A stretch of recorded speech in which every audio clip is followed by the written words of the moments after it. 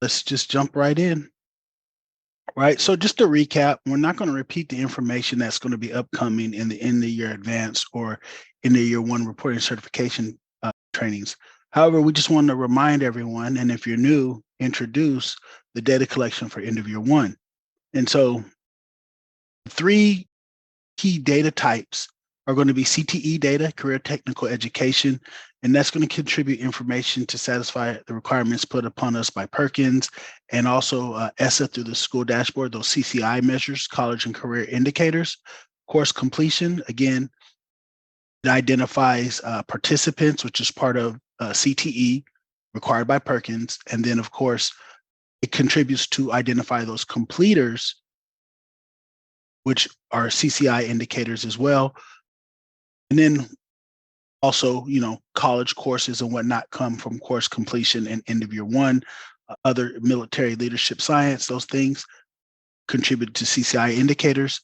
And then work-based learning, which is specifically going to contribute to the CCI indicator for the California School Dashboard.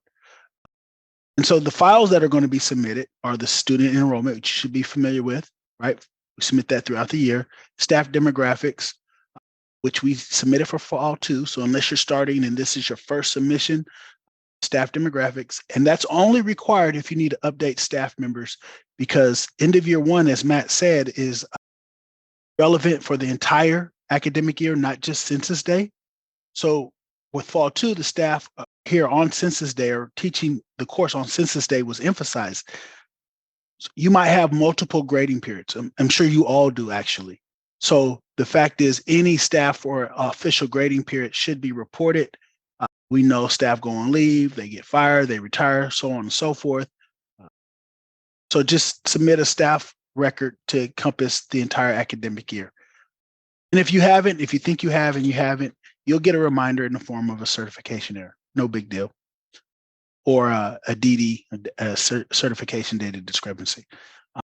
Course completion, of course, you're going to submit the courses so that you can submit the student course completion record.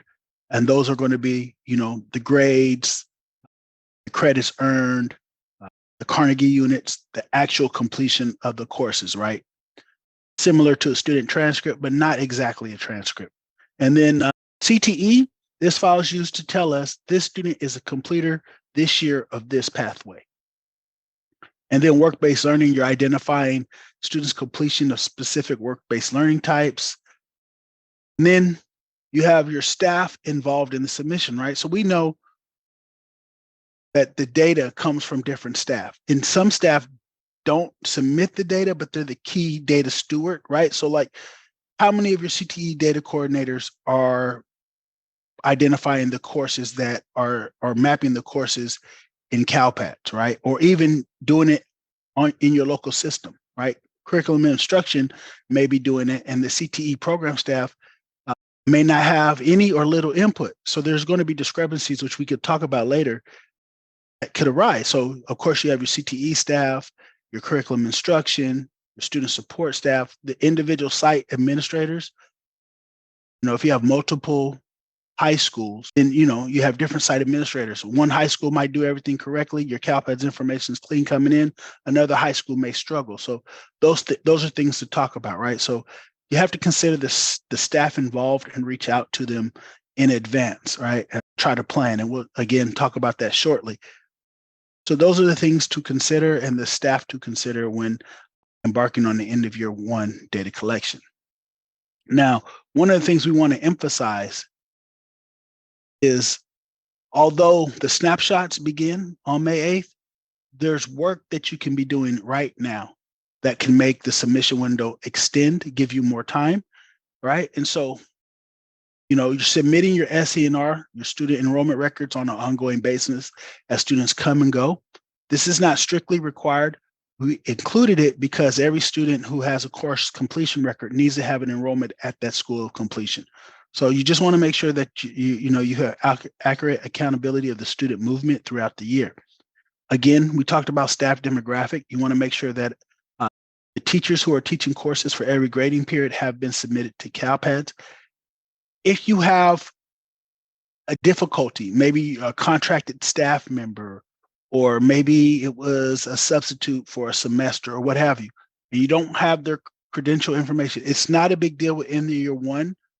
If you have to report just the course section because you don't have staff demographic information using the generic seed, there is no consequence at end of year one. Remember, this is not looking at your staff. It's separate from fall two. This is strictly about course completion. However, to get your students' grades, you have to submit the courses that they had or they completed. To submit those courses completed, you have to submit the staff demographic, right? So if they have a seed, just update your staff demographic. If you can't find it, don't stress, don't spend time. Just submit the course record with the C999. There is no consequence for end of year one. That moves us on to the student course section completion. And this is, the meat, the heavy lifting of end of year one. This is where you're going to submit the grades, the credits, and all that. On the far right of this table, there's two columns, processing method and operational keys. Transaction, we're familiar with, right? They're the way that the student enrollment is processed. The staff demographic is processed the same way. The other three files, CRSE, SESE, and the WBLR, are replacement files. So every time you submit a record, right? Every time you submit the file, they're going to replace every record in the CALPADS ODS that have the same operational keys. So that brings us to the last column. So if you look in the middle, CRSC, it's a full replacement file. And to the right, the last column says school course delivery, academic year ID, and academic term code. So right now, most of your districts are in the last academic term. So the previous 3 academic terms have been completed. You can submit this file now. Most likely, it's the course. You can submit it because it's based on your master schedule. You can complete this file right now, right? Up until this step, the staff demographic, the course, complete it in entirety. You can resolve whatever errors you're going to get and submit this file right now and be done with it. There's no restriction. The student course section completion file, you could submit, if you have 4 quarters, you could probably submit 3 of those 4 quarter grades and have, resolve the errors, but also make sure that the data, the information is correct in your reports. Submitting the files early allows you to make use of the reports on day one, as opposed to a month later or a month and a half later. Now you're into July. So that, we want to encourage you and tell you that you can submit these files right now. You can work through your errors. The service desk isn't as busy as we normally are because many people are not submitting these record types at this time.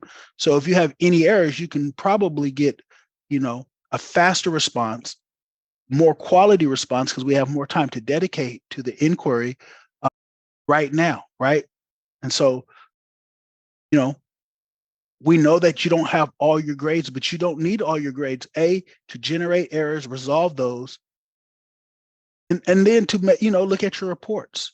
And then, of course, the WBLR, you may wait on this one. You could submit a file, right? Students may have taken their internships and completed them. A lot of this data comes at the end of the year, especially with hours completed, because it's for this academic year. That's why we recommend you can submit as a test file, but all the other files, you can have accurate data. You can have some measure of accuracy with your reports, even if the data set isn't completed. And then we'll talk about the pain points. So the biggest thing with end of year one is CTE pathway mapping. This is indicated by CERT0123 and 122 errors. Biggest one of those is CERT0123. And so you need 2 documents to appropriately map your CTE pathways. One is the CALPADS code set. So this is in front of you. You can find it under resources or references in the CALPADS user manual, also on the CTE or CDE system documentation page. And the other one is the valid code combinations document, right? So first, start with the code set. And if you don't know, state course codes are under course group state.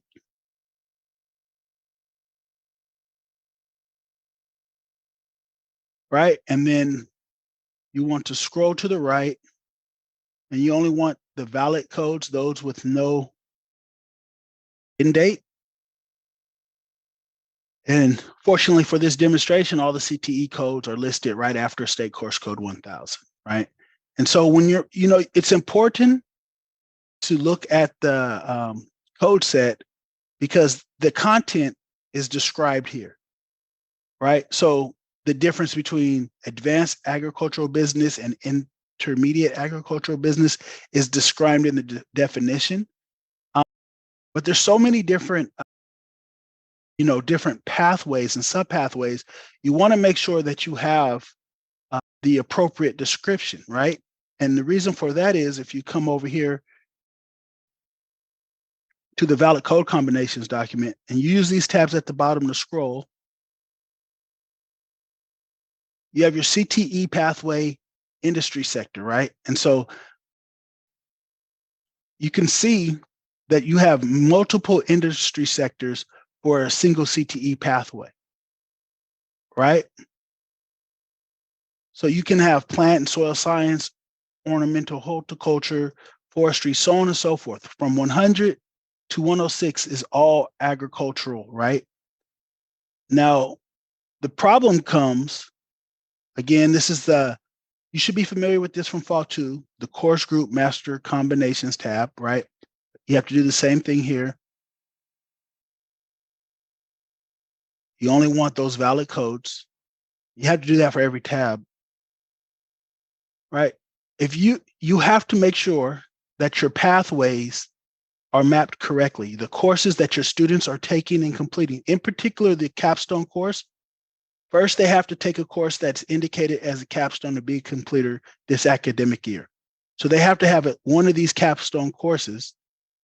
And 7112, as you can see, maps to the CTE pathway code of 100. In your SCTE file, if you say the student completed pathway 101, but they took 712, you're going to get a CERT 123. This is the most common error that we see in CALPADS. And to correct this, you have to know what their pathway is and did you use the correct course code? And sometimes the problem could be the pathway, sometimes the problem could be the course code. That's why you may have to go back to the code set and look at the content because it's very important to map that pathway and that course based on what the student learned, not just on this is the pathway we think they're in. So these two documents are a great resource, not for you, but really for your CTE staff and your curriculum instruction staff, unless, of course, you are the one mapping courses in CALPADS and your SIS. So we just wanted to make sure everyone was familiar with these resource documents going into end of year.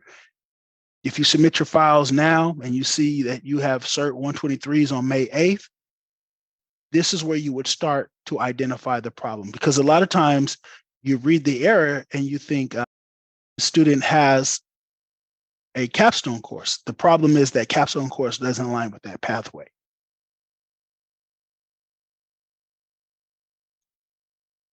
And so you have your reports. And one of the good things with end of year one is it's, a legacy part of end of year. It's always been there. So there are a lot of reports available that you can look at that are ODS reports, so that if you're submitting your files now, you could look at those ODS reports.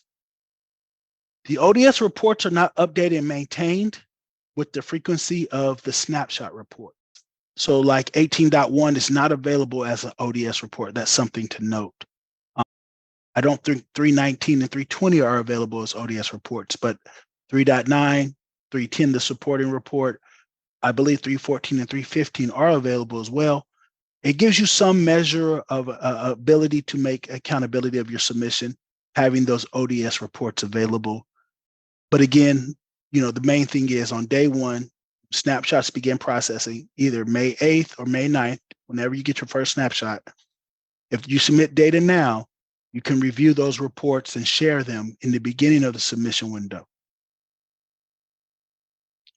And so CERT 123 speaks to this, right? You're having your report available. You can identify completers or misaligned pathways. So one of the things that might be useful for all data coordinators to elicit support or to earn support from your organization so you're not in a siloed environment, is giving them information to work with early in the submission window. So this is report 3.19. It's a count of your completers. If you submitted your files, your student course completion, your CTE file, you would have somewhat accurate counts, right? School's not over. Certainly you're going to have completers who complete or become completers with their final report card. But up until this point, you can have a measure of who is a completer up for 3 quarters, right? And so you give this to your CT data coordinator. Oh, we're going to have more completers than what's shown on this report. They may not realize that you're waiting on data, but it may get them to investigate. They could create a list of who they expect to graduate. It just gets them involved. You're giving them information. Even though we know it's not completed, it may raise their level of concern, their level of interest. They may, it gives them something to account for. That you could tell them, okay, up until this point, to this date, these are who completed. We might have 20 more students, 30 more students who are going to be completers with their final report card. But providing them information might earn some investment on their behalf. So we're not all by ourselves, right? If you give me a report 2 days before I'm going on vacation, guess what I'm going to do with that report? I might fold it up and floss my teeth, I might make a paper airplane, throw it over to Matt. I'm not reviewing it because I'm going on vacation. I've done everything I needed to do. I'm cleaning my desk. So it's something to consider. It may not work for everyone, but, if we turn our data into information that's useful, we may get better stakeholder investment. And so if you're new, and this is not a recap for you, things to start with. Matt pointed out some information early, right? The end of your roadmap. And then this slide, if you download it, these are direct links to the relevant training, right? Both in the user manual and then on our YouTube channel. And then these are relevant flash messages from the CALPADS communications page, and then relevant FAQs, right? So a lot of the data guide is great for historical information. So end of year 1 is good, but more recent FAQs, more recent changes will be in the FAQs and flash messages. So with that, pass it back over to Matt.